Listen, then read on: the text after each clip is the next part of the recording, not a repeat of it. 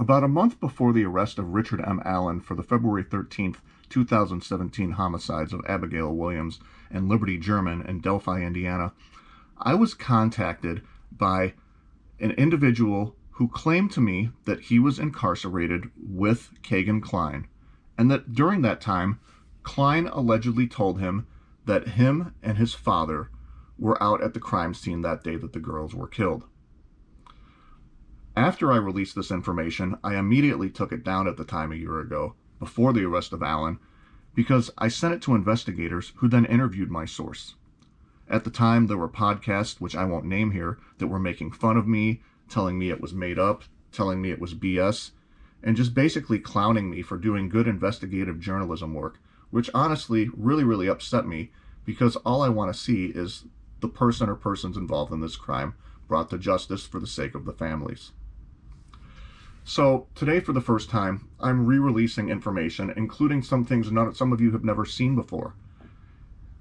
Those of you who don't know who at Venue 3 is, well, you'd have to be hiding under a rock if you've been investigating this case to not know who that is. And now that Kline is in jail on CSAM charges for decades, I'm comfortable sharing this. Let me make a disclaimer and make this abundantly clear. Kegan Kline, nor his father Tony, have not been charged in any manner in the Delphi murders, nor am I accusing them. I'm merely sharing documented information. Okay? Now, here we go. Last year, and this is, again, just weeks before the arrest of Richard Allen, at Venue 3, he says to me in a message, Kegan told me that he created the catfish profile to talk to girls, but that his dad often used it as well, and he was the one who asked the girls to meet by the bridge. Kegan told me that they went to Delphi to meet the girls, but he stayed in the Jeep while his dad went down to meet them. Kegan told me that he did not have anything to do with killing the girls, but he helped dump them where they were found.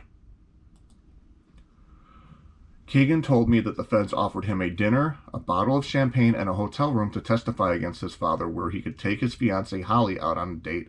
Kegan told me that he would not tell on his dad, and that it's their job to prove it. He also told me that the feds offered him immunity in the Delphi case in exchange for his testimony after being locked up in the 600 block of the Miami County Jail. Now, I find this all interesting because in a recent interview with the Murder Sheet, and I believe somewhere else, Kline told somebody that he had never talked to this at Venue 3 cellmate of his, hardly at all, when they were incarcerated. But I digress, because I have information that proves otherwise. And again, some of you have seen these before already, but a lot of you have not, because they were taken down immediately. Here is artwork that Kegan Kline, the Kegan Kline cellmate that he drew of Kegan. And again, many of you have already seen this. Here's some more. One that his former jailmate did of his girlfriend that I think we all know now as Holly.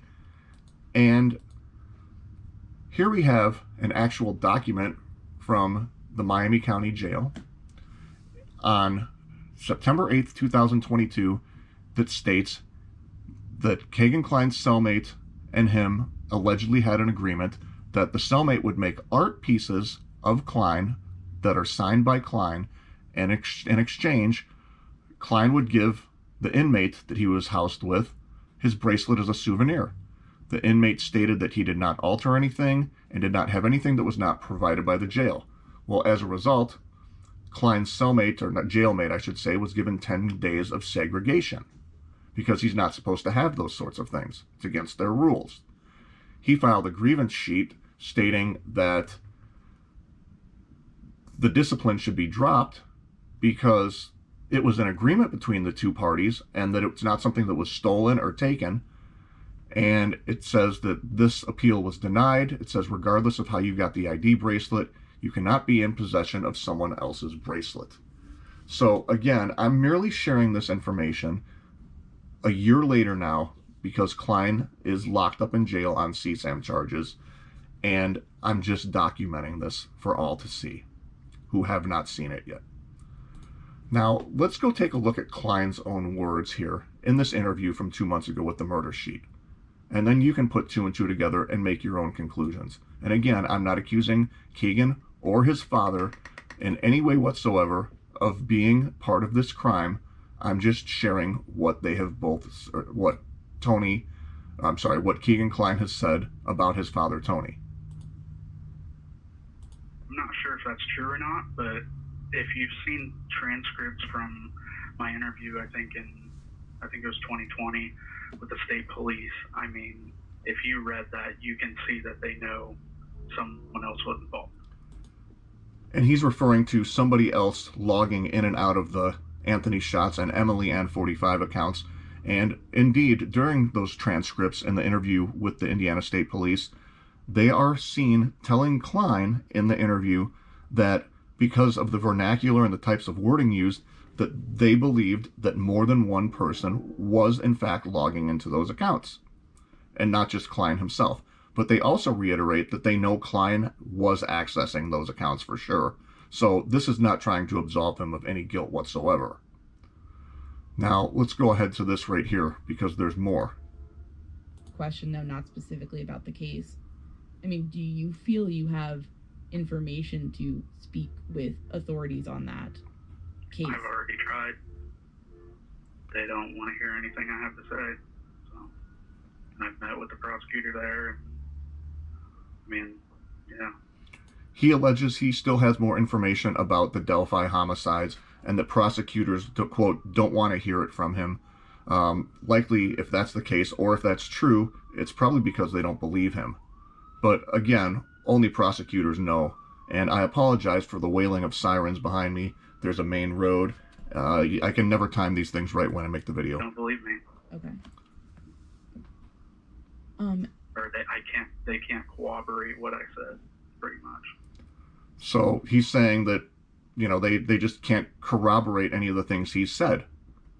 And he'll say a little bit more here, and then I'll wrap the video up. Correctly, it sounds like you're indicating that, you know, maybe your dad was responsible for some of the problems on your devices. Is that fair to say? Yeah. Why do you think he has not been charged if that's the case? I have no clue. I've asked Andrew that 100 times. I have no clue. It is my understanding that Kegan and his father, Tony, are not speaking anymore. And through third-party sources, I've been told that Tony is very, very upset and completely denies these allegations that his son has made against him. And again, I want to reiterate, I'm not accusing Kegan or Tony of any of these things. I'm merely sharing information that I, as a journalist, have documented over the past year, especially in light of the fact that I know many of you have not seen any of these things. I'd also like to add one more crucial thing. It's also documented that Kegan Kline, when he was asked if he knew who was involved in the murders of Abby and Libby, if he knew anything about it, during that polygraph test he took, he failed that polygraph test. Okay, let me repeat. He failed that polygraph test. Do with that information what you will, but when people start wondering, well, why do you still think Kegan Kline may know more about this case? Well, I think all of this information kind of speaks for itself, whether or not he actually was.